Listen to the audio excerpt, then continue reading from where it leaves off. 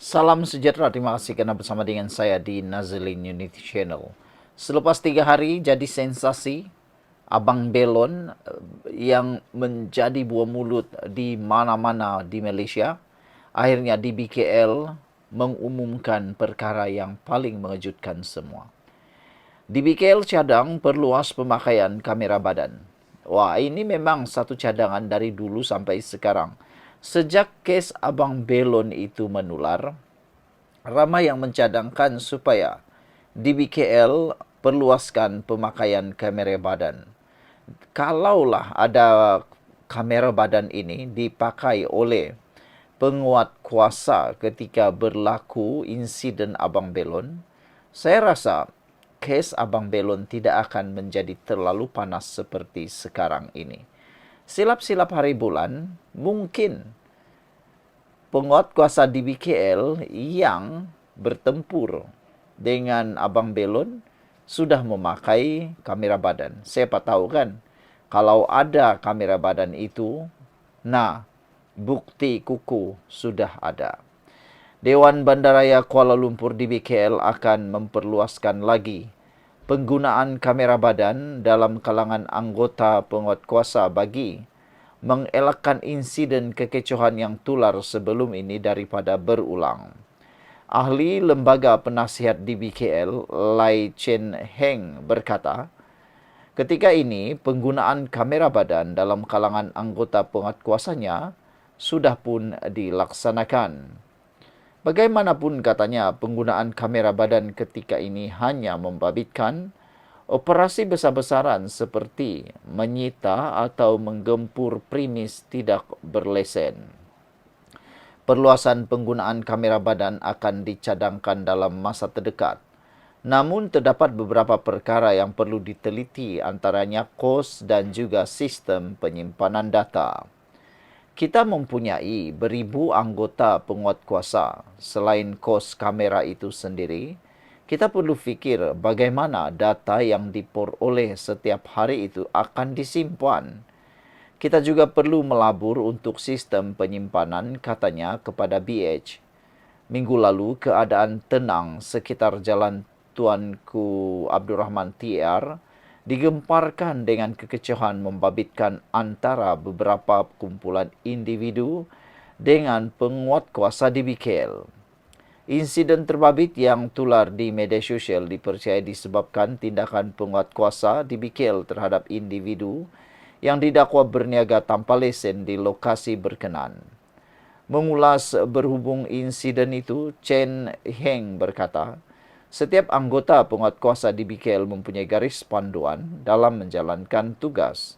Sebelum sesuatu tindakan diambil, anggota penguatkuasa akan mengeluarkan sekurang-kurangnya 3 notis kepada individu yang tidak mempunyai lesen atau melakukan sebarang kesalahan. Bayangkan sehari kami bagi 3 notis. Kalau 30 hari, sudah berapa banyak notis kami keluarkan. Bila anggota tegur, individu berkenan akan lari ke tempat lain sebelum kembali ke lokasi sama. Sejujurnya kami kesal dengan kekasaran yang berlaku. Oleh itu kami sudah mengambil tindakan untuk mengurangkan impak damage control dengan merihatkan 3 pegawai terbabit. Sekiranya ada laporan polis, kami akan membuat siasatan dalaman terhadap mereka, katanya. Tambahnya lagi, di BKL kini sedang bergerak untuk menjadikan Kuala Lumpur sebagai bandar pintar. Banyak perkara yang perlu dilakukan, antaranya mengemas kini jalan-jalan sedia dan mengurangkan penjajah tidak berlesen. Namun di BKL akan membantu mereka untuk mendapatkan lesen. Malah apa yang kita sarankan sekarang adalah untuk penjajah berurusan secara terus dengan DBKL tanpa perlu melalui persatuan, katanya lagi. Hari ini kita digemparkan dengan pendedahan siapa Abang Belon yang sebenarnya. Identitinya mengejutkan kita semua. Apabila dibongkar melalui sumber menyatakan bahawa Abang Belon mempunyai 13 kes lampau, membabitkan, kebanyakannya membabitkan berkait dengan dada. Sekian dulu untuk kali ini. Jangan lupa tinggalkan komen Anda, tekan butang subscribe. Bye-bye. Salam sejahtera, terima kasih karena bersama dengan saya di Nazilin Unity Channel. Akhirnya, Polis Diraja Malaysia PDRM umum berkait dengan keputusan kes Abang Belon. Kes Abang Belon, 2 daripada 3 kertas siasatan telah diserahkan kepada Timbalan Pendakwa Raya. Wah, akhirnya Abang Belon sudah menjadi bahan paling luar biasa panas di Malaysia. Namun demikian, 2 daripada 3 kertas siasatan kini di tangan Timbalan Pendakwa Raya. 2 daripada 3 kertas siasatan yang dibuka susulan insiden melibatkan seorang peniaga belon dan pegawai Dewan Bandaraya Kuala Lumpur DBKL di Jalan Tuanku Abdul Rahman telah dirujuk kepada Jabatan Peguam Negara AGC. Yang menjadi pertanyaan dan tanda tanya kita ialah, siapa yang akan kena dakwa nanti di mahkamah? Adakah Abang Belon ataupun penguatkuasa DBKL itu? Sebelum kita teruskan, jangan lupa siapa yang ada gout, kencing manis, tinggi darah, tekan butang produk yang ada dalam video ini. Percuma untuk Anda semua melihatnya dan harganya sangat murah. Saya berkongsi bukan untuk menjual tetapi berkongsi manfaat yang telah dikongsikan oleh ramai orang. Mereka telah membelinya dengan begitu ramai dan mereka mempunyai testimoni yang sangat baik. Pengarah Jabatan Siasatan Jenayah Bukit Aman, Datuk Seri Muhammad Suhaili Muhammad Zain, beliau berkata kertas siasatan yang diserahkan kepada Timbalan Pendakwa Raya TPR adalah di bawah Seksyen 186 dan Seksyen 325 Kanun Keseksaan, iaitu kerana menghalang penjawat awam menjalankan tugas dan sengaja menyebabkan kecederaan parah. Siasatan di bawah Seksyen 506 Kanun Keseksaan kerana menakutkan secara jenayah masih menunggu maklum balas. Suruhanjaya Komunikasi dan Multimedia MCMC berkaitan sebuah laman web yang dikaitkan dengan kes ini. Katanya ketika ditemui pemberita di Bukit Aman hari ini. Muhammad Suhaili pada masa yang sama turut menyeru orang ramai supaya tidak mudah terpengaruh dengan isu yang bersifat sentimen.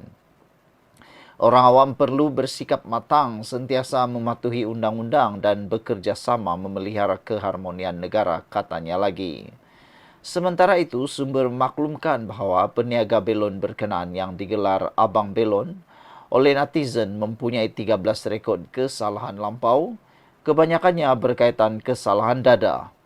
Suspek pernah didakwa atas 6 daripada kes tersebut sebelum ini, menurut sumber tersebut.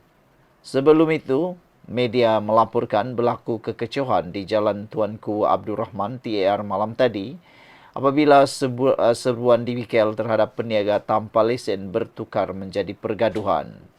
Timbalan Ketua Polis Kuala Lumpur Datuk Azri Muhammad Akmar Ayub juga dilaporkan berkata bahawa 3 laporan telah diterima berkaitan insiden tersebut pada 28 Mac lepas. Laporan pertama dibuat oleh seorang pegawai penguatkuasa DBKL dan disiasat di bawah Seksyen 186 Kanun Keseksaan kerana menghalang penjawat awam menjalankan tugas. Polis turut menerima laporan kedua daripada seorang lagi pegawai DBKL berhubung penyebaran gambarnya di Facebook yang disertai dengan kenyataan berunsur ancaman. Laporan ketiga pula dibuat oleh ibu kepada peniaga belon itu, iaitu Muhammad Zaimuddin Azlan. Saudara-saudara sekalian, dengan adanya pendedahan demi pendedahan, laporan demi laporan dan report yang kita terima ini, ramai yang mula mencadangkan supaya Abang Belon jangan berlawan lagi dengan DBKL, tarik kes ini dan paling penting berdamailah dengan DBKL, kata mereka. Jangan lagi dipengaruhi, digunapakai atau dijadikan bahan oleh ahli politik maupun orang-orang yang lain demi kepentingan mereka. Sekian untuk kali ini. Jangan lupa tinggalkan komen Anda, tekan butang subscribe. Bye-bye.